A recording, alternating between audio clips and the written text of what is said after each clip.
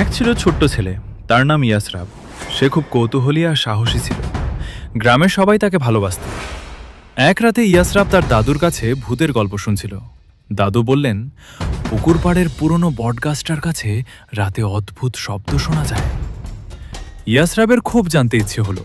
সে তার ছোট্ট টর্চ নিয়ে রাতে জানলার পাশে দাঁড়িয়ে রইল। হঠাৎ সে শুনতে পেল, সে একটু ভয় পেলেও সাহস করে বাইরে গেল। বটগাছের কাছে যেতেই আবার শব্দ হলো। ইয়াসরাব টর্চ জ্বালিয়ে দেখল, গাছের ডালে একটা বড় পেঁচা বসে আছে। বাতাসে ডাল নড়ছিল আর পেঁচাটাই ওই অদ্ভুত শব্দ করছিল।